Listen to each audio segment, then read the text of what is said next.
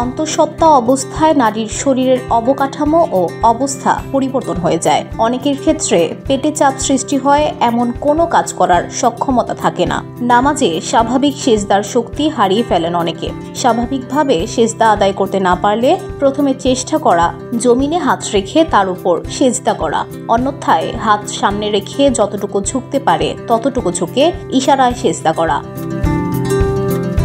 ইশারায় সেজদার সময় সামনে কোনো টেবিল, বালিশ বা অন্য কিছু রেখে তাতে সেজদা করা যাবে না।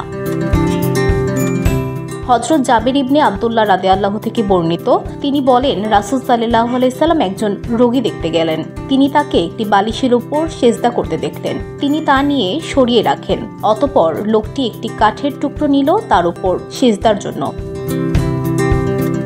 রাসূল সাল্লাল্লাহু আলাইহি সাল্লাম তা নিয়ে ফেলে দিলেন এবং বললেন, তুমি সক্ষম হলে জমিনের উপর সেজদা করবে, অন্যথায় ইশারা করবে, আর তোমার সেজদা রুকু থেকে বেশি ঝুঁকে আদায় করবে।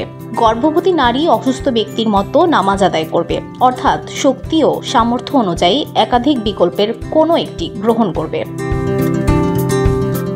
রাসূলুল্লাহ সাল্লাল্লাহু আলাইহি সাল্লাম ইরশাদ করেন, দাঁড়িয়ে নামাজ পড়ো, যদি না পারো তাহলে বসে নামাজ পড়ো, যদি তাও না পারো তাহলে ইশারা করে নামাজ আদায় করো। যে ব্যক্তি দাঁড়িয়ে নামাজ পড়তে অক্ষম সে বসে বসে রুকু সেজদা আদায় করে নামাজ পড়বে। যে ব্যক্তি বসে রুকু সেজদা করবে সেই রুকু থেকে সেজদায় সামান্য বেশি ঝুঁকবে, অন্যথায় নামাজ শুদ্ধ হবে না। সেজদা করার জন্য কোনো বস্তু উপরে তুলে সেটার উপর সেজদা করার প্রয়োজন নেই।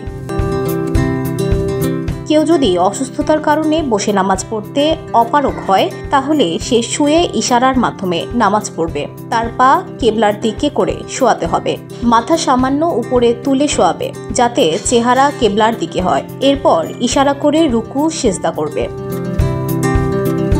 VOD Bangla news desk.